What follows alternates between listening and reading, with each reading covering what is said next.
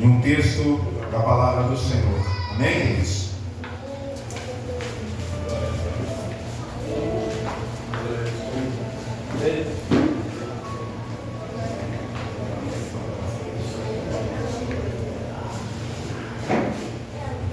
Abra sua Bíblia em 1 Pedro, primeira carta do apóstolo Pedro, capítulo 1, versículo de número 15.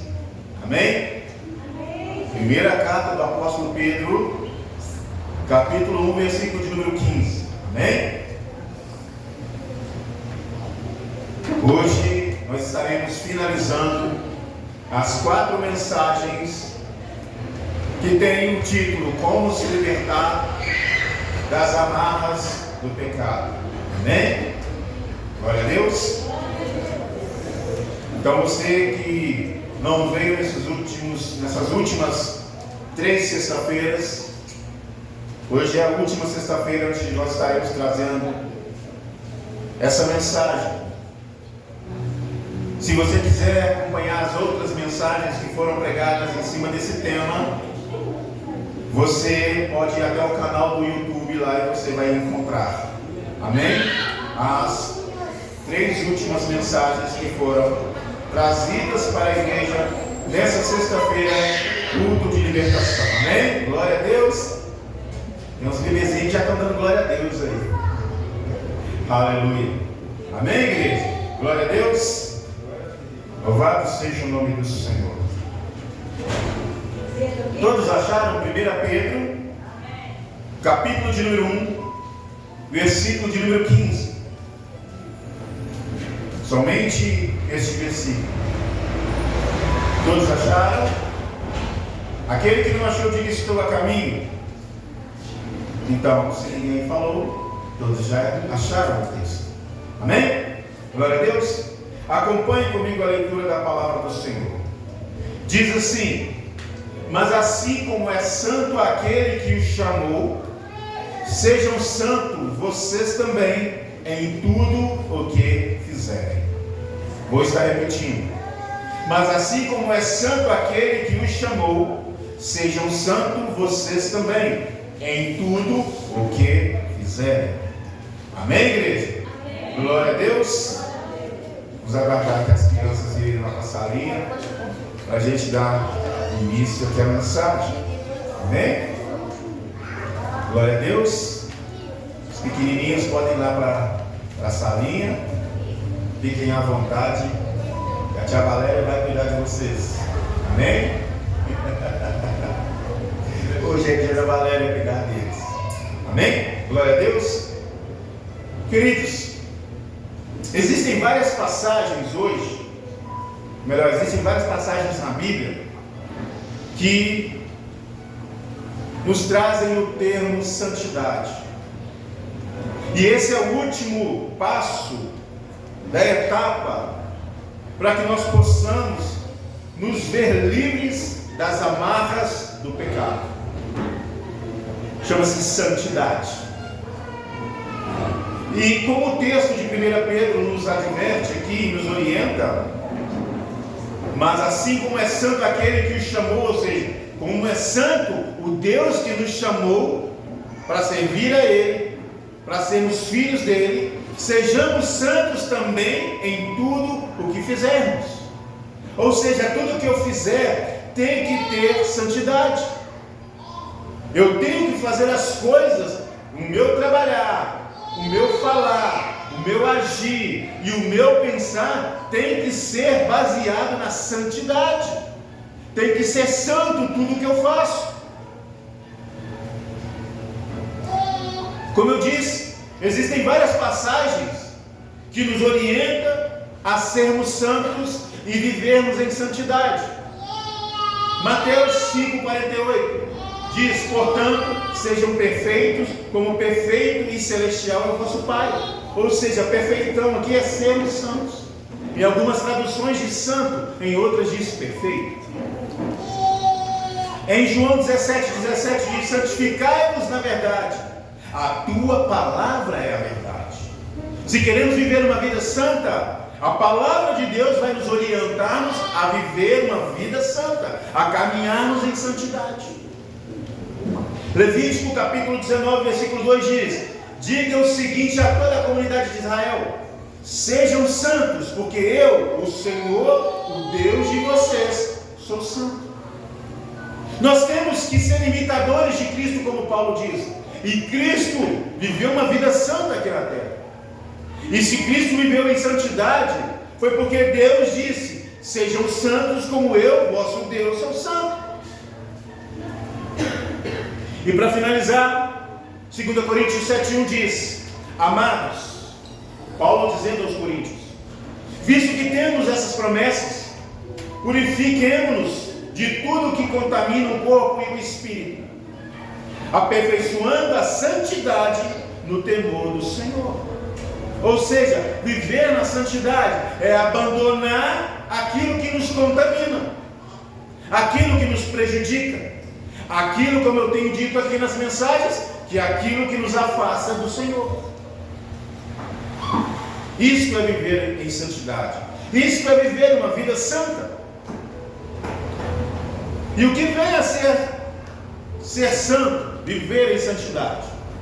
Busquei ali no Google, porque ultimamente a gente não usa mais o dicionário, a gente vai no Google, não é verdade? Dicionário é coisa do pessoal da minha idade aqui, pessoal mais vivido, né? Para não usar outro termo aí. Ser santo é estar separado para Deus, ser dedicado a Ele, é viver a pureza moral que vem do seu santo caráter. O caráter de Deus é santo, ele não é contaminado. E viver em santidade, o que vem a ser? A santidade é um dom de Deus que satisfaz toda a aspiração humana, ou seja, é tudo aquilo que nós queremos ser, é tudo aquilo que nós queremos viver, é a nossa essência como ser humano, é viver em santidade com Deus, é a plenitude da vida cristã que consiste em estar unidos em Cristo. Se eu quero viver uma vida santa, se eu quero viver em santidade, isso vai me proporcionar a viver uma vida unido a Jesus Cristo, junto com Jesus Cristo. Aonde Cristo estiver, ali eu também estarei. O que Cristo fez, eu também farei. O que Ele pensou, eu também pensarei. E da onde Ele caminhou, da forma que Ele caminhou, assim eu também caminharei. Isto é viver em santidade.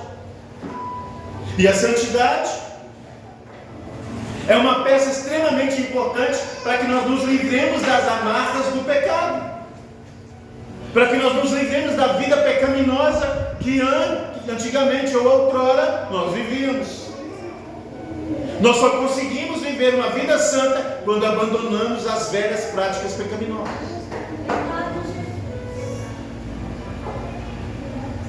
É colocarmos em prática tudo o que aprendemos nestas últimas mensagens de sexta-feira. Eu vou conseguir viver em santidade colocando tudo o que eu aprendi aqui nas últimas pregações de sexta-feira. Sexta-feira passada, sexta-feira retrasada, na outra sexta-feira. Quem não acompanhou, mais uma vez, vai lá no YouTube, a mensagem está escrita lá, está lá para todo mundo, para que todo mundo possa acompanhar as mensagens que foram pregadas nas últimas sextas-feiras. Essa aqui é a última mensagem nesse tema. Amém, queridos? Glória a Deus. Ou seja, o que nós aprendemos nessas últimas sextas-feiras que a gente esteve aqui acompanhando e cultuando a Deus? Viver em santidade é viver uma vida de oração, uma vida de leitura e meditação na palavra de Deus, é estar nos cultos a Deus, é jejuar, é se consagrar, é se afastar daquilo que não agrada a Deus, como conversas, fofocas, brigas, discussões, bebedices, orgias, drogas, prostituição, fornicação, pornografia, etc. Quando eu abandono essas práticas, quando eu abandono essas coisas, eu começo a viver uma vida de santidade, eu começo a ter os olhos de Deus sobre a minha vida. E para viver uma vida santa requer sacrifício, requer abandono, Abandono de quê, pastor? Abandonar as velhas práticas. Se eu era viciado em alguma coisa, eu tenho que largar aquele vício, eu tenho que abandonar aquele vício, eu tenho que abandonar aquelas velhas práticas, aquela atitude que não agrada a Deus. Se eu mentir, eu tenho que parar de mentir. Se eu fumava, eu tenho que parar de fumar. Se eu bebia, eu tenho que parar de beber. Há um sacrifício nisso tudo, queridos. Você tem que pagar um preço para ter uma vida santa diante de Deus. Ah, pastor, mas eu não consigo. Peça a Deus e Ele concederá. A palavra de Deus diz: peça e lhe será dado. Batei e abri-se-vos-á. Qual pai que o filho pede pão e ele vai dar uma cobra? Uma pedra? Deus, assim como Deus é o nosso Pai, assim como você pede ao seu Pai alguma coisa, Ele te dá uma coisa boa, Deus vai te conceder aquilo que você pedir. Mas se você não pedir, você não vai ter. Se você não se comportar como um verdadeiro filho de Deus, você jamais vai conseguir viver em santidade. Você jamais vai conseguir agradar o coração de Deus. Então tudo que foi dito aqui, você tem que seguir, passo a passo, para você começar a se livrar das amarras do pecado. Quanto tempo então vai durar esse período de santidade, pastor? Quanto tempo eu vou viver nessa vida de santidade ao Senhor? Por toda a sua vida. Por toda a sua vida, você tem que viver em santidade a Deus. Até a volta de Jesus. Para ser mais específico. Só então estaremos totalmente livres das amarras do pecado. Então você pode dizer assim para mim: então tudo que foi dito aqui não adianta nada, porque só vou estar livre das amarras do pecado quando Jesus voltar, quando Ele for me levar para o céu. Por que eu tenho que me sacrificar? Por que eu tenho que me santificar? Querido, eu quero que você entenda muito bem o texto que vai ser lido aqui. Nós só vamos ficar livres das amarras do pecado, de fato, quando você estiver no céu. Porque lá no céu não entra pecado, não há pecado. Mas enquanto estivermos vivos na terra, nós estamos procurando a santificação. Nós estamos procurando se desamarrar do pecado. E o que é o pecado? É aquilo que desagrada a Deus. Quando eu vou começando a largar as velhas práticas do velho homem, daquilo que desagrada a Deus, e às vezes vai levar muito tempo. Não é do dia para a noite. Existem pessoas que quando aceitam Jesus, o Espírito Santo entra na vida delas e no estalar de Deus ela já muda a sua personalidade. O seu caráter é mudado ali, a sua feição é mudada, o seu comportamento é mudado. Mas também existem pessoas que vai demorar, ela vai ter que passar por um processo muito mais demorado e doloroso. Alguns são mais rápidos do que o outro. Eu trabalhei com um rapaz que ele era da pá virada, como diz aqui em Belo Horizonte. O cara já até quase matou gente. Ele contava para a minha vida que ele vivia. No dia que ele teve um encontro com Deus, ele foi transformado assim, ó. Ele já saiu da igreja totalmente transformado. Mas existem pessoas também que vai demorar um período para que ele chegue nesse patamar. Às vezes vai levar a vida toda, porque é uma luta constante entre o bem e o mal. É uma luta é uma batalha que é travada na nossa mente, na nossa consciência. E vai ter períodos que você vai ficar desesperado. Mas o Senhor é com você, se você permanecer na presença dEle. Santidade. E vai ter um período, uma parte desse texto, que vai falar sobre santidade. E que se nós não formos santos, na hora que eu estiver lendo, você vai entender o porquê que o Senhor nos alerta a sermos santos. Abram a Bíblia em Hebreus, capítulo número 12. Carta aos Hebreus, capítulo de número 12, a partir do versículo de número 1. É uma leitura um pouco extensa, mas eu gostaria que você acompanhasse.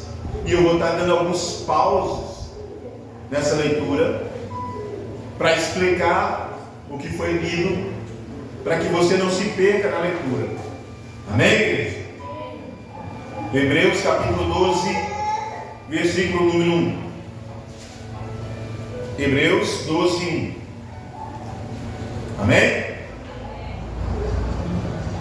Diz assim a palavra do Senhor: portanto, também nós, uma vez que estamos rodeados por tão grande nuvem de testemunhas, livremos-nos de tudo que nos atrapalha e do pecado que nos envolve, e corramos com perseverança a corrida que nos foi proposta, tendo os olhos fitos em Jesus, autor e consumador da nossa fé. Ou seja, o que o escritor aos Hebreus está dizendo? Devemos lembrar de Cristo e procurar viver com Ele, aprender com Ele e nos desviar e não desviar os nossos olhos de Cristo. Ou seja, nós devemos olhar para Cristo, aprender com Cristo, viver a vida que Cristo viveu, agir como Ele agiu, falar como Ele falou, pensar como Ele pensou. Nós não podemos largar, desviar o nosso olhar de Jesus Cristo.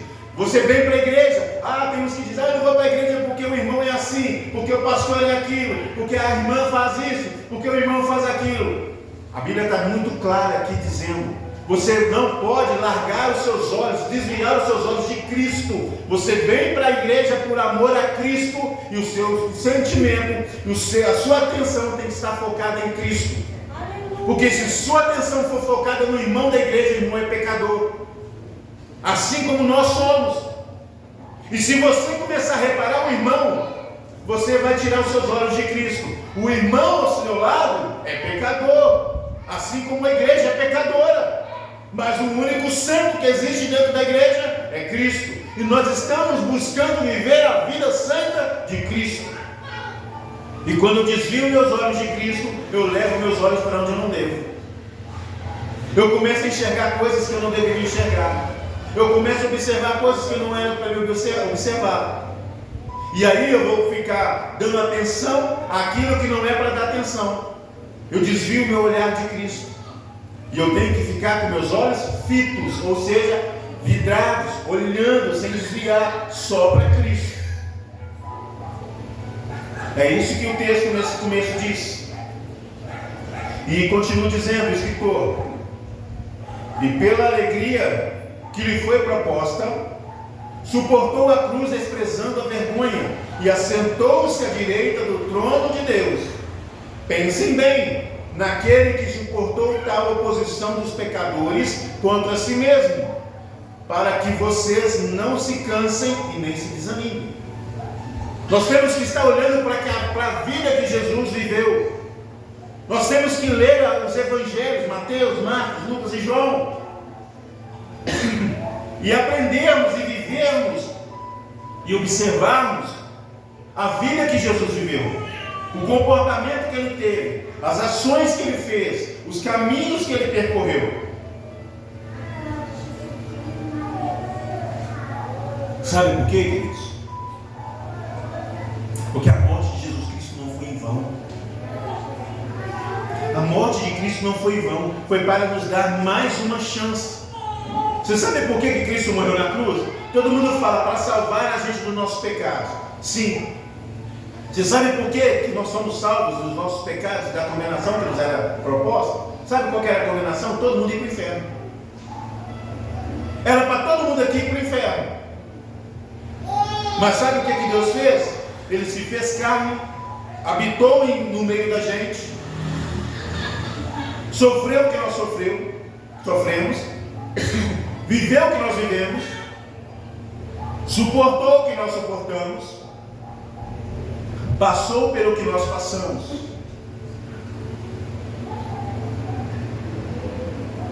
Só que com um detalhe: o castigo que era para nós sofrermos, ele sofreu sozinho na cruz.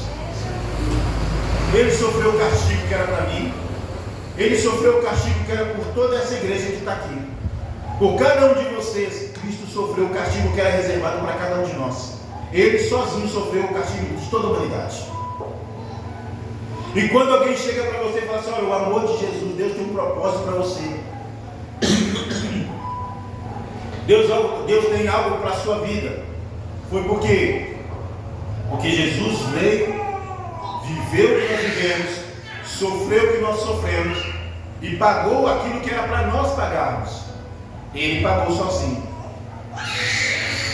E é por isso que nós não devemos desviar o nosso olhar de Cristo. E devemos aprender com a vida que Ele viveu. E Ele nos ensina ainda, na luta contra o pecado. Olha, presta atenção. Hebreus capítulo 12, versículo de número 4 agora. Na luta contra o pecado, vocês ainda não resistiram até o ponto de derramar o seu próprio sangue. O que quer dizer essas palavras? Às vezes a gente acha que já estamos sofrendo muito, não é verdade? Às vezes a gente fala: não, mas que eu estou sofrendo demais. Não, eu estou passando uma luta terrível. Nossa, mas isso, mas aquilo. Meu Deus, quando isso vai acabar? Que luta que é essa? Que batalha? Só que isso, sabe o que quer dizer? Você ainda não sofreu ao ponto de derramar sangue, assim como Jesus sofreu. Jesus sofreu ao ponto de, quando ele estava orando ali no Monte de Getsemane, ele começou a orar tão intensamente que o seu suor misturou com sangue. Ele estava suando sangue. Tamanha angústia que ele estava vivendo, porque ele sabia o que estava prestes a sofrer. Ou seja, o seu sofrimento, o meu sofrimento, não se compara ao sofrimento que Cristo sofreu. Por mais que você ache que está sofrendo, o seu sofrimento ainda não é nada a comparar com o que Jesus sofreu. Talvez, tem pessoas aí, tem casos que a gente fica sabendo, de pessoas que tomaram uma decisão de autoextermínio. Por quê? Porque não recebi like, porque ninguém curtiu meu vídeo, porque a minha namorada me abandonou, a minha namorada não quis nada comigo. Olha o que a palavra de Deus está dizendo. Na luta contra o pecado, vocês ainda não resistiram ao ponto de derramar o seu próprio sangue. Tem gente que fica triste por quê? Porque não foi numa festa, não foi convidado. Tem gente que fica triste ou sai da igreja porque o pastor falou alguma coisa que te magoou, que o irmão falou uma verdade que você não queria ouvir. Só que o que Cristo sofreu no seu lugar foi de derramar o próprio sangue. E a gente, com o sofrimento que temos hoje, eu não vou dizer aqui, eu não vou me colocar no lugar do seu sofrimento, jamais.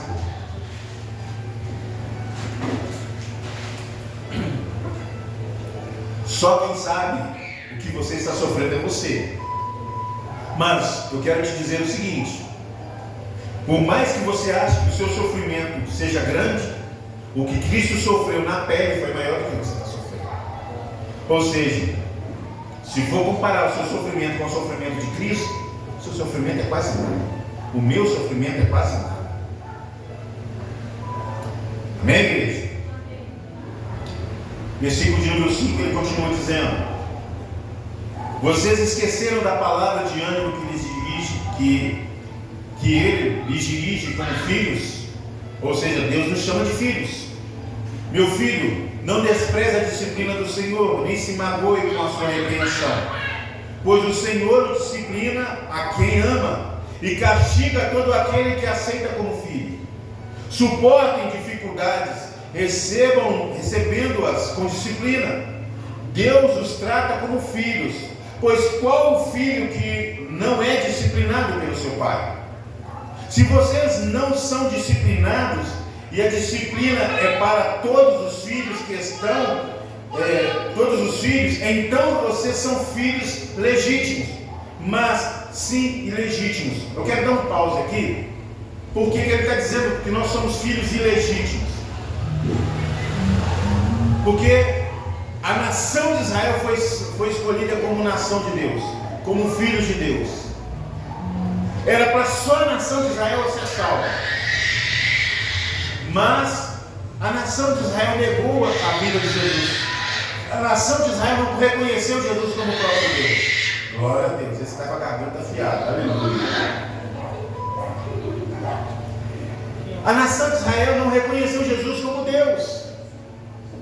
E a palavra de Deus diz que todo aquele que recebeu Jesus como Deus, como Filho de Deus, deu-lhe o direito de ser chamados filhos de Deus. Ou seja, a nação de Israel que não recebeu Jesus como Salvador e Senhor, esse benefício foi estendido a nós, os ímpios, aqueles que não fazem parte da nação de Israel. Nós somos considerados ilegítimos, mas a partir do momento que nós aceitamos Jesus como nosso único e suficiente Salvador e cremos que Deus é todo-poderoso, nós passamos a fazer parte também da família de Deus. Nós também passamos a ser chamados de filhos de Deus. Espero que eu tenha me fazido entender. Então, continuando. Além disso, tínhamos pais humanos que nos disciplinavam e nós os respeitávamos. Quanto mais devemos submeter ao nosso Pai, submetemos ao Pai dos Espíritos, para assim vivermos. Nossos pais nos disciplinavam por curto período, segundo lhes parecia melhor, mas Deus nos disciplina para o nosso bem, para que participemos da sua santidade. Deus nos disciplina às vezes, nos corrige, para que nós participemos da santidade dele, para que nós sejamos assim como ele é, santo. Nenhuma disciplina parece ser motivo de alegria no momento, mas sim de tristeza. Quem aqui gosta de ser corrigido, gosta de ser disciplinado? Lembra quando a mamãe pegava o chinelo, a vara e sentava o couro na gente? Era bom ou era ruim? Hein? Era ruim, não era? É isso que a palavra está dizendo. Nenhuma disciplina parece ser motivo de alegria no momento, mas de tristeza. É ruim receber chicotada, receber varada nas pernas, não é?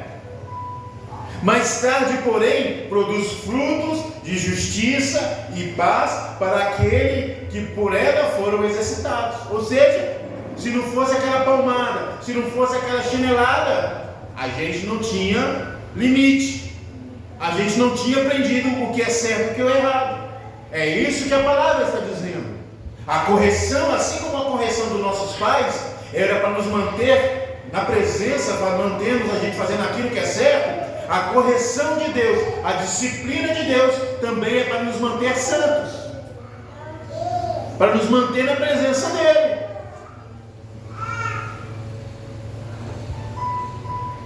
Versículo de número 12. Portanto, fortaleçam as mãos enfraquecidas e os joelhos vacilantes.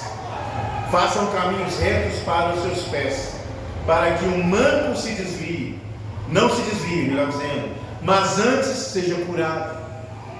Esforcem-se para viver em paz com todos e para serem santos. Agora aquilo que eu disse, a parte mais importante dessa mensagem, desse texto: sem santidade ninguém verá a Deus. Se você não vive em santidade, você jamais vai ver Deus. Ou seja, se eu não viver uma vida santa, eu jamais vou ser salvo. Se eu não me arrepender dos meus pecados, se eu não viver uma vida reta diante de Deus, jamais eu vou ver a Deus. Por quê? Porque sem santidade ninguém verá o Senhor. Essa é a parte mais importante do texto de Hebreus. Se eu não viver uma vida de santidade, uma vida de obediência a Deus, uma vida de extrema dedicação a Deus, jamais eu vou conseguir vê-lo. Ou seja, eu não vou ir para o céu, eu não vou participar da glória de Deus. E o caminho que me resta é o inferno. É viver a eternidade no fogo, no mar de fogo e enxofre. O pessoal fala assim: eu vou para o inferno. Pior do que o inferno é o lago de fogo e enxofre, porque a Bíblia diz que no lago de fogo e enxofre vai ser lançado o diabo, os seus anjos, o inferno e aquele que não obedeceu a Deus. E tem gente que pensa: não, chegar no inferno, o diabo vai me castigar. Ele vai ser castigado juntamente com você.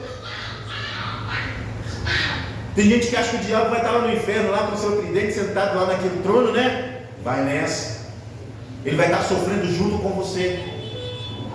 Quando a pessoa vai para o inferno, o diabo não está lá rindo, não. Ele vai estar sofrendo junto com quem for para lá. Porque a Bíblia diz: o lago de fogo e enxofre está reservado para o diabo, para os seus anjos, para o inferno e para aquele que não foi fiel a Deus.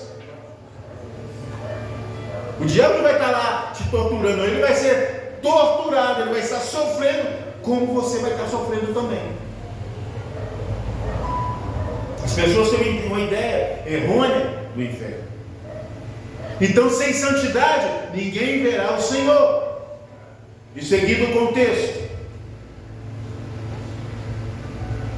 cuidem de que ninguém se exclua da graça de Deus. Ou seja, eu tenho que cuidar do meu irmão, eu tenho que alertar o meu irmão, endireita e faça as coisas certas. Olha, não se desvie da palavra de Deus, não. Continue vindo no culto. Eu tenho que cuidar que ninguém se exclua da graça de Deus. Que nenhuma raiz de amargura brote ou cause perturbação, contaminação a muitos. Não haja nenhum imoral ou profano como Esaú, que por uma única refeição vendeu seus direitos de herança como filho mais velho. Como você sabe, posteriormente, quando quis herdar a bênção, foi rejeitado e não teve como alterar a sua decisão, embora buscasse a bênção com lágrimas. Sabe o que quer dizer isso? Quando Jacó estava ali fazendo cozido ali, o prato de lentilha, Esaú trocou o seu direito de filho primogênito por um prato de lentilha e cedeu a Jacó o direito de receber os benefícios de filho mais velho. E Jacó foi abençoado pelo seu pai. Depois que Esaú viu a burrice que ele fez, ele foi para o seu pai dizendo: pai, não sobrou nenhuma bênção aí para mim, não. Ele falou: seu irmão chegou e já recebeu. Depois ele se queixou que Jacó roubou a bênção dele. Mas quem que foi que trocou a bênção da primogenitura por um prato de lentilha? Foi Jacó ou foi Esaú? Foi Esaú. Ele abriu mão de receber a bênção do pai, por quê? Por causa de um prato de lentilha. E depois se arrependeu, não teve mais volta. Ou que o texto aqui está dizendo? Que você, se você abrir mão das bênçãos celestiais, se você abrir mão de estar na presença de Deus, depois, quando Jesus voltar e levar a igreja para o céu, não adianta você dizer que está arrependido. Lembra do texto? Quando estiver todos diante do trono da glória de Deus, e as pessoas disseram assim: mestre, eu profetizei em teu nome, em teu nome eu fiz maravilhas. O que Jesus vai dizer para essa pessoa? Apartai-vos de mim, vós que praticais a iniquidade, pois eu não vos conheço. E é isso que vai acontecer. Se nós não vivemos uma vida de santidade, Jesus, no dia do grande juízo, Ele jamais vai nos conhecer. Porque vivemos uma vida de pecado, não abandonamos o pecado, não queremos viver uma vida de santidade. E por várias vezes na palavra de Deus, Deus nos alerta: sede santo como o Senhor vosso Deus é santo. Sem santidade ninguém verá a Deus. E a Bíblia está falando Toda vez que você abre a Bíblia, o profeta está falando com você, a Bíblia está dizendo a você, o Espírito Santo está falando com você, Deus está falando com você. Só que muitas das vezes nós não damos ouvido ao Espírito Santo, como foi pregado na mensagem de domingo passado. E no dia que vier o grande juízo, você vai ficar igual a Esaú, com lágrimas, querendo a bênção de Deus, querendo ir para o céu, e Deus vai falar assim: apartai-vos de mim, eu não vos conheço. Versículo de número 18: vocês não chegaram ao monte que podia tocar, e que estavam em chamas nas trevas, nem as trevas, a escuridão, a tempestade, ao soar da trombeta e ao som das palavras tais que ouvistes, rogaram que nada mais lhe fosse dito, pois não podiam suportar o que lhes estava sendo ordenado. Foi quando Israel chegou no monte de Deus, quando Deus ali desce sobre o monte, a glória de Deus toma o cume daquele monte, e a voz de Deus é como trovão, é como o som de muitas águas, relâmpago saiu daquele monte. As pessoas ficaram abismadas de ver a glória e o poder de Deus ali naquele lugar. E é isso que o profeta aqui, a palavra de Deus está trazendo à memória dos judeus daquela época, dos israelitas daquela época. Assim virá Deus também no dia do juízo. E ele continua dizendo no versículo 20: pois não podiam suportar o que lhe estava sendo ordenado. Até um animal, se tocar no monte, deve ser apedrejado. O espetáculo era tão terrível que até Moisés disse: estou apavorado e tremo. Ou seja, quando Deus se manifestou naquele momento para o povo e a nação de Israel, até o profeta Moisés tremeu, vamos dizer ali a gíria, tremeu na base. As pernas de Moisés tremeram. Ele teve ali, ele ficou apavorado. Tamanha glória e poder que ele viu na presença de Deus. E o povo de Israel, a nação de Israel que estava ali para receber as ordenanças de Deus, também ficou apavorado. Ou seja, com a glória de Deus você não brinca. Nós não devemos brincar com Deus. Eu vou pecar aqui e depois Deus me perdoa. Não. Eu vou fazer isso e depois Papai do Céu me perdoa. Não. Com Deus não se brinca. Com a glória de Deus não se brinca. Lembra de Ananias e Safira em Atos? Que mentiram para o Espírito Santo, morreram na hora. Morreram na hora. Lembra de Jezabel? Vocês que acompanham aí a novela? Foi comida por cães.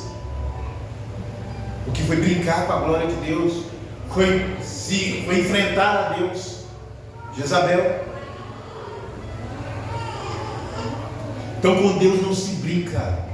A palavra de Deus é bem clara. De Deus não se zomba. Aquilo que o homem plantar, isso também colherá. Para finalizar, versículo de número 22 em diante. Mas se vocês chegaram ao monte Sião, a Jerusalém celestial, a cidade do Deus vivo, chegaram aos milhares de anjos em alegria e em alegre reunião. A igreja dos primogênitos, cujo nome estão escritos nos céus, vocês chegaram a Deus, juiz de todos os homens, aos espíritos dos justos aperfeiçoados, a Jesus, mediador de uma nova aliança, e ao sangue aspergido, que fala melhor do que o sangue de Abel. Cuidado, não rejeitem aquele que fala. Se os que se recusam a ouvir aquele que os advertia na terra e não escaparam, quanto mais nós, se nos desviarmos daquele que nos adverte nos céus. Ou seja, Deus está falando conosco. Deus está nos advertindo: tomem cuidado, vai viver uma vida santa, para de pecar, para de viver essa vida que você está vivendo. Aquela voz, aquele cuja voz outrora abalou a terra, agora promete: ainda uma vez abalarei não apenas a terra, mas também o céu. As palavras ainda mais uma vez indicam a remoção do que pode ser abalado. Isto é, coisas criadas de forma que permaneça o que não pode ser abalado. Portanto, já estamos recebendo um reino inabalável.